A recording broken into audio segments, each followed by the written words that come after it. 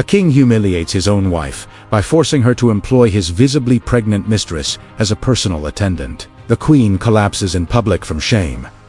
The king barely reacts. This is not rumor, 'tis a pond. And somehow, it's only the beginning. By the time Charles II of England finally died, he had flooded his royal court with disease, acknowledged at least 14 illegitimate children, and unknowingly set off a chain reaction that ended with his own son butchered on a scaffold after 5 failed swings of an axe. And the most unsettling part, he enjoyed every minute of it. Welcome to the reign of the so-called Merry Monarch. This story is not polite, it is not safe, and if this video gets demonetized, you'll know exactly why. Subscribe now, because what really happened inside Charles II's palace is darker than fiction. To understand how Charles became this man, we have to begin with trauma. January 30th, 1649. Charles is just 18 years old. He is forced to stand and watch as his father, the reigning King of England, is dragged onto a scaffold and publicly executed. The blade falls. The executioner lifts the severed head and announces to the crowd, "Behold, the head of a traitor." The monarchy collapses in front of him.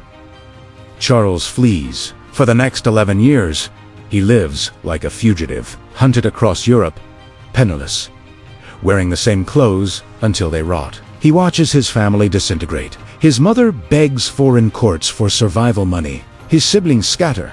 Psychologically broken, Charles narrowly escapes death more than once. Hunger, disease, betrayal follow him everywhere. And then, something inside him snaps. He learns the lesson he believes his father failed to understand. Total control invites total destruction. His father ruled with rigid morality, religious severity, and authority, and it got him decapitated. So Charles makes a vow. If he ever regains the throne, he will control nothing. He will indulge everything. Rules, restraint, consequences. Those are problems for other people. When Charles II is restored to the throne in 1660, England doesn't just get a king back, it gets whiplash. The Puritans had banned theater, dancing, gambling, Christmas celebrations. Charles reopens all of it overnight, and then adds public mistresses, sexual spectacle and scandal, so outrageous it would make modern tabloids blush. Pleasure becomes policy, and women become his addiction.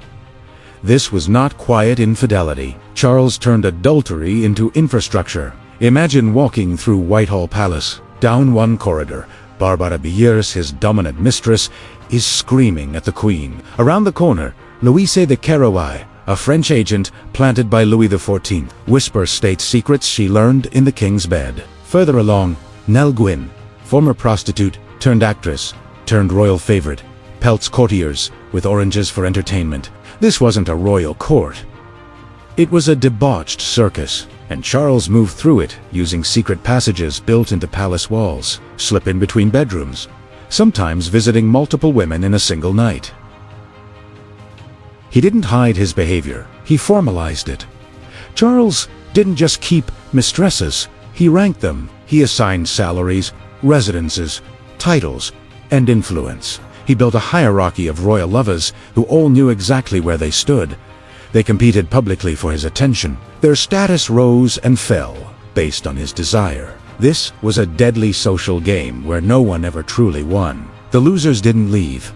They stayed and suffered. And then there was his wife, Catherine of Braganza, a Portuguese princess, arrived in England expecting a political marriage, maybe even affection. Instead, within days, Charles delivered his cruelty. He informed her that Barbara Villiers, his pregnant mistress, would serve as her lady of the bed. In 17th century terms, that meant Catherine would be dressed, undressed, and attended to daily by the woman carrying her husband's child. Barbara would live in her private quarters, sleep nearby, watch her every humiliation. Catherine fainted on the spot. When she recovered, she begged Charles not to force this on her. Refusé. Worse, the other court ladies threatened to resign unless Barbara was accepted. Charles had already poisoned the court against his own queen. Catherine had no allies, no escape. She swallowed the humiliation and smiled. Then came the real torture. Catherine desperately wanted a child. She suffered miscarriage after miscarriage. Meanwhile, Charles proved his fertility repeatedly with other women. Babies everywhere. None hers. Courtiers whispered that the queen was barren, that she was defective. She was forced to watch her husband publicly celebrate children born from adultery, while her own body failed her again and again. She could not leave. She could not protest. She could only endure, and the mistresses themselves were chaos. Barbara Villiers wasn't loyal. Evidence suggests she slept with an acrobat, multiple courtiers, possibly even playwrights. Sometimes while Charles was in the same building, he knew. He didn't care. He was obsessed. She claimed 5 of his children. Whether they were truly his was irrelevant. Charles acknowledged them anyway and showered them with titles. Louise de Carouet was worse. She was a foreign operative, sent by France to manipulate English policy through sex. And it worked. Charles consistently made decisions favorable to France, decisions that weakened England, because he was compromised in the most intimate way possible. Then there was Nell Gwyn. She came from nothing, sold oranges outside theaters, became an actress, which at the time was barely distinguishable from prostitution. She won Charles not through politics or beauty, but humor. She made him laugh. She once held their infant son out a window and threatened to drop him unless Charles gave the boy a title. Laughing, Charles complied. Duke of St. Albans. Another time she racked up debts equivalent to millions today. When creditors arrived, Charles simply paid them off. Now tally the damage. 14 acknowledged illegitimate children. Likely many more unrecorded. These children lived in luxury, but were legally barred from the throne. Royal blood without royal destiny. A recipe for disaster. The Duke of Monmouth, Charles's eldest bastard, grew up convinced he should rule. When Charles's Catholic brother was set to inherit, Monmouth rebelled. He raised an army, declared himself king. He failed. They captured him. The execution was botched. The axe fell once, twice, 3 times. 4, his head was still attached. The executioner used a knife.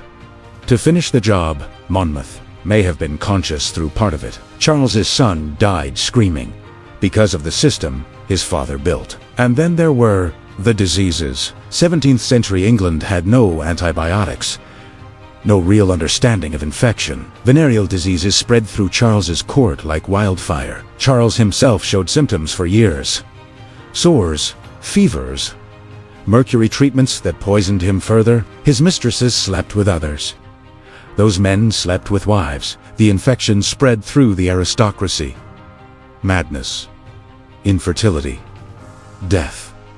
But no one dared say it out loud. The king was the source. February 2nd, 1685. Charles wakes, unable to speak. He's had a stroke. Only 54 years old. Doctors torture him for 5 days. Bloodletting, blistering, forced poison ingestion. He suffers horribly. In his final moments, surrounded by his illegitimate children, his last request is not for his wife or kingdom, but for Nell Gwyn. Let not poor Nellie starve. Then the final irony. Charles dies without a legitimate heir. 14 bastards, non eligible. The crown passes to his Catholic brother, triggering political chaos and the glorious revolution. England nearly tears itself apart again. Catherine is left emotionally shattered. His mistresses turn on each other. His children fight for scraps. The merry monarch leaves behind a ruined court, a broken queen, a butchered son, and a destabilized nation. Charles, too, didn't just indulge excess. He weaponized it. Drop a comment. Who should we expose next? Subscribe to History as a Dark Ledger, because this is the history they never taught you.